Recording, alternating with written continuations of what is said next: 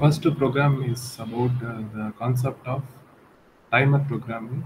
Timer programming, we just use this program for timers. And here the concept is about initially the value for port 3.1 is set to logic 1. Set B means this will make port 3.1 as logic 1, and after the timer value overflows. Initially, we load the value for timer high and timer low. Timer high with value FF and timer low with value 05.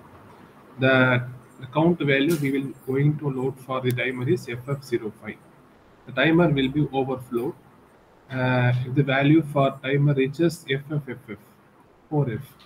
Once the timer value overflows, this will make the timer 1 overflow flag uh, 1. So at the time of counting the value from FF05 to FFFF, the, the timer 1 overflow flag is 0. Once the timer 1 overflow flag is 1, this will make the port 3.1 as 0. That means clear. Initially, we are setting the port 3.1 as 1. But after timer overflows, this will make port 3.1 as 0. By just using this instruction clear. To make the timer 1 on, we will need to assign some proper logic value to the timer control register, that is TCON register. If you assign 40, that means in terms of binary digits, uh, 0100 0000. So this will make timer 1 to start counting.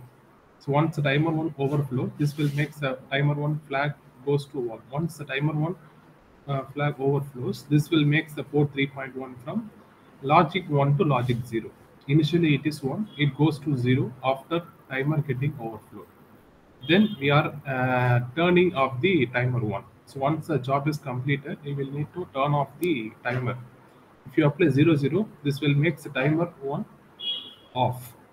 And then again we load one more count, FD12. Okay, and we provide some delay after performing this job. FD12 is the timer count value we are loading for timer.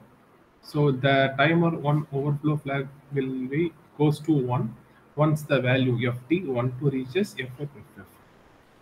Okay, once the timer 1 overflow flag goes to 1, it will jump to the main program to perform this operation. First, we are setting the port 3.1 as 1, and once the timer value overflow, this will make port 3.1 as 0.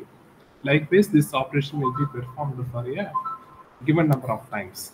This is the program code I am using for timers to create a square waveform.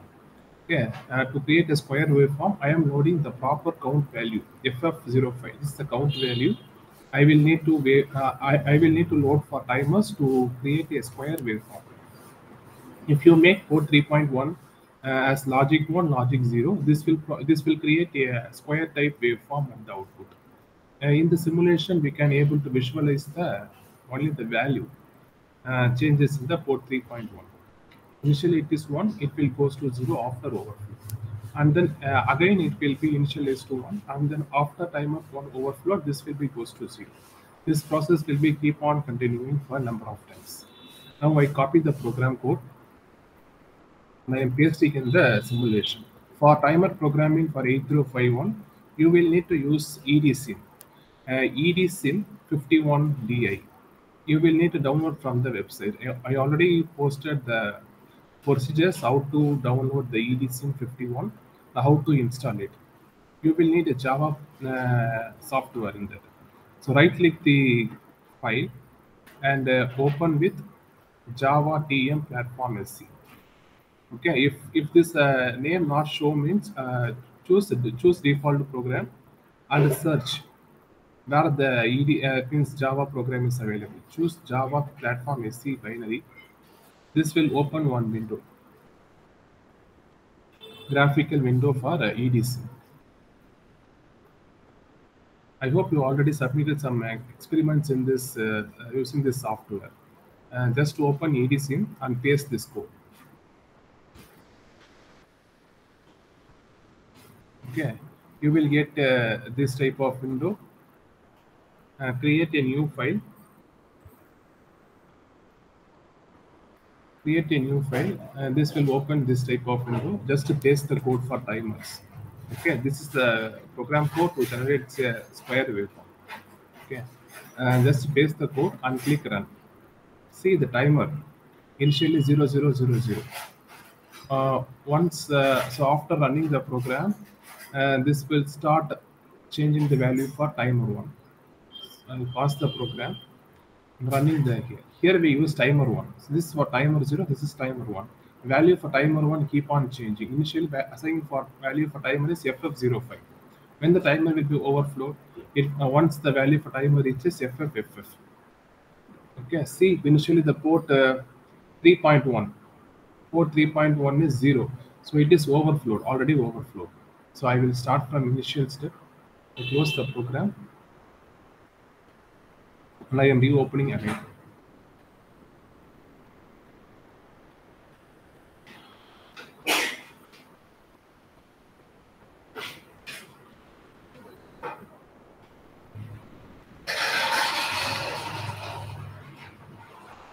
Yes. Just paste the code. See initially what is the value for port 3.1. Initially setting it to port 3.1 as 1. Initially 1. It will be changed to 0 after timer 1 overflow. What is the count value we load for timer 1? FF05. It will be overflowed after the timer 1 reaches FFFF. Okay, initially 1. See it will be changed to 0 after the timer overflow. Run the program. See the timer 1 here. Is changing the value. FF likewise it will be changing. The value for port 3.1 changes from 1 to 0 once the value for timer 1 high, timer 1 low reaches FFFF. See here, timer 1 high always FF. See timer 1 low. Once the timer 1 low reaches FF, it will go, the port 3.1 goes to 0, from 1 to 0.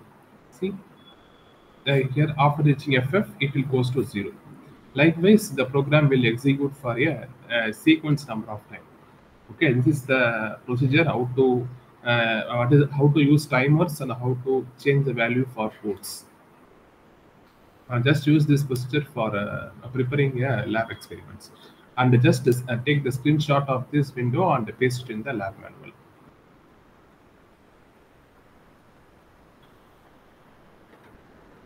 And next program. Next program is about the concept of interrupts. Just opening the code. This is the program code for interrupt. Interrupt means what? So the controller 8051 is executing some program code. Suddenly the interrupt occurs. If the interrupt occurs, what will happen? The microprocessor suspend its operation. It will simply stop its operation and it will go to the interrupt subroutine. Here in this program, I am going to transfer the value from port 1. So port 1 has some value. I will going to transfer to the accumulator, that is A, and then from A to the port 2. These two lines. Okay. Here I am loading the value for timer 0 high, timer 0 low. This is the count value, FE03. When the timer 0 will be overflowed, once the value reaches FFFF, initial value is FE03. So it will be overflow when the timer reaches FFFF. And then this will transfer the value from port 1 to accumulator, and then from port 2 to, and then from accumulator to the P2. A is accumulator. It's one type of register. So the value what is assigned initially for port 1 will be moved to port accumulator, and then from accumulator to port 2. This process will be continued. Okay, once the process is completed, it will go to the ISR. ISR have some timer count value, FE03. So once interrupt timer overflow, it will be move again back to the main program to execute this operation. Again, it will transfer the value from port 1 to A, and then from A to P2. This process will be continued. This is the process for interrupts. I just copy the code, and I am opening the EDSIM 51D.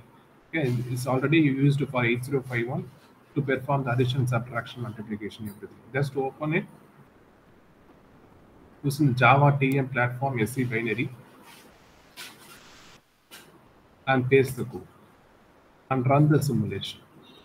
Initially, the value for port 1 is where this one, port 1 is 0000. It will be moved to port 2. Once the value for timer 0 reaches FFFF. So this will keep on executing. So for output, just take the screenshot and paste it in the lab manual.